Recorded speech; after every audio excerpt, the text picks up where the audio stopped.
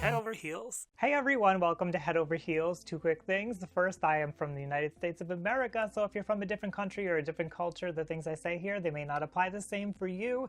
The second, I am not a licensed professional. Why won't they talk to me? How are we supposed to have a relationship? It is so hard to get them to just open up and be close. Honestly, it just feels like I'm always chasing them. Valentine's Day is on its way, and because of that, I'm doing Head Over Heels all week this week. Head Over Heels is where I focus on mental health and how it relates to relationships. Today we're talking about what your avoidant partner is thinking. To start with, let's just be clear that avoidant has different meanings to different people, and when we're talking about avoidant in psychology, there's two that come to mind for me. Those would be being avoidant like an avoidant personality disorder, or being avoidant as in an avoidant attachment style. And I'll just add to that, remember, everybody can be avoidant. Sometimes we can all avoid things. So let's just start with avoidant personality disorder. Avoidant personality disorder, you can kind of think of it like social anxiety disorder, but then it's just pushed out further to more of an extreme. Somebody with an avoidant personality disorder, they are afraid of being criticized and judged, just like somebody with social anxiety disorder would be.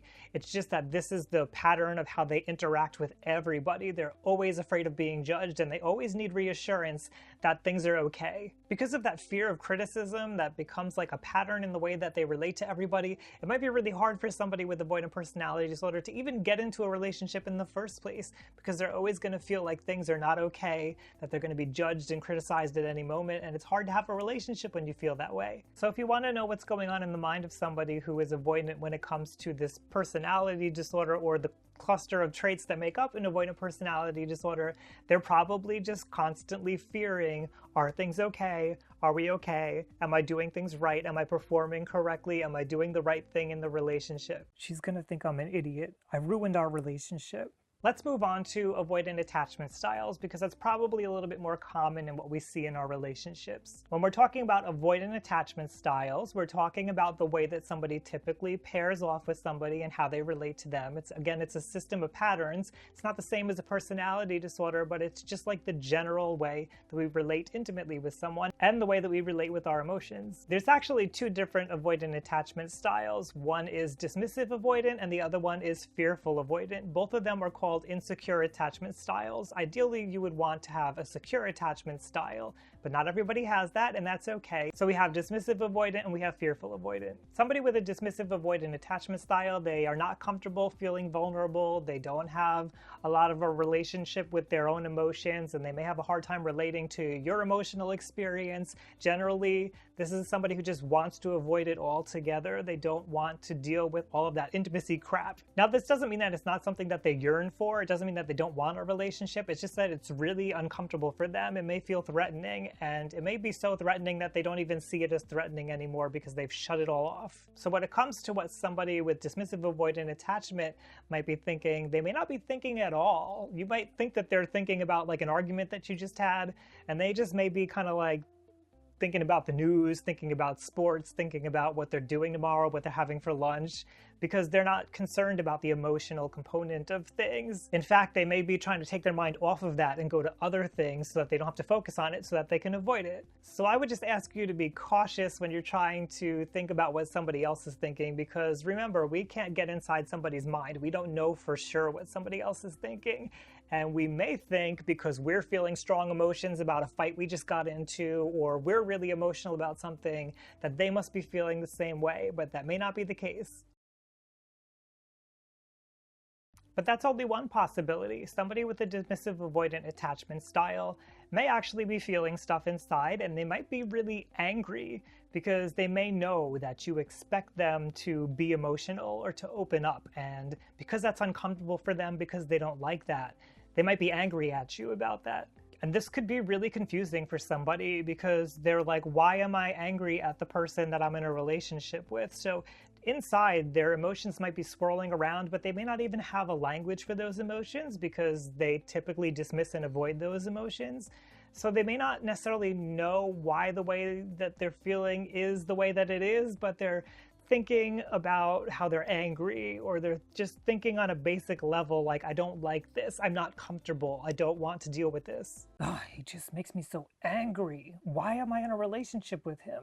Someone with the fearful avoidant attachment style is more likely to be conflicted than somebody with the dismissive avoidant attachment style. When your partner has fearful avoidant attachment style, probably they're really confused about things, generally because they want to be close to you. They have these periods where they want to get really, really close to you, like they don't want you to leave, but then it feels so uncomfortable to be close that they want to push you back away and they want to get away from you because that's threatening. But then they feel threatened because they're alone and they want you close again. And it's like this back and forth constantly, and it can change a lot, and they may not understand why as much as you don't understand why. So as far as what somebody who's fearful avoidant may be thinking, they may be confused about what's going on, and they may feel like they want to reach out, they want to say something, but they don't want to say the wrong thing because they're kind of angry, but they kind of want you to be closer, and they don't know what they're feeling, and they don't know what to say. They don't know if they should be angry or try to say I'm sorry. Like, it's just a big mess, and they don't know what to do. So their thoughts might be a big mess too. I really want him to reach out to me, but I'm so pissed off at him right now. When it comes to an avoidant partner in general, all that you can really do is encourage them to open up at a time when they're comfortable. Obviously, if it looks like they're angry, if it looks like it's not going to be a great time to confront them, don't bother them. But if it looks like things are peaceful, things are calm, and you want to talk about something, then encourage them to show a little bit of vulnerability. Encourage them to have an emotional discussion with you, and probably it's best to start off discussing how you feel about things. Is now a good time to talk? And make sure that when they do talk, that you really listen to them. You may want to repeat back a few of the things that they've said so that they know that you heard them correctly, and ask questions. If you maybe misinterpret something, you may wind up upsetting them because you said something that angers them because they don't feel like you listened to them. So try your best to listen carefully, ask questions when you don't understand, and make sure that they feel heard and supported and safe with you, because that's what they're avoiding, is that feeling of not being safe. So you're saying, when I go out, you feel like I'm abandoning you. Is that right? And just remember, I know you want to be a supportive partner, and it's great that you want to do that. That's what a healthy relationship's about, is supporting your partner. But remember that you can't always change the way that they're feeling, and you can't always change the things that they're thinking. You can't control them, basically. So just be aware that you can only do so much. And related to that, I just want to say that abuse is never okay in a relationship. Emotional abuse, when it's a pattern of dismissing your needs, avoiding these emotional discussions that are really important to you, especially if it progresses to something like the silent treatment, that's not okay. Yes, people make mistakes, and yes, we can forgive, but when it becomes a pattern, it's emotional abuse, and there's more than one person in a relationship, and your needs matter too. All of these issues can be really confusing and complicated. They may even involve trauma in some cases. So if this is something that you're constantly having problems with your partner, you may want to go in to see a couples therapist, or even an individual therapist for yourself.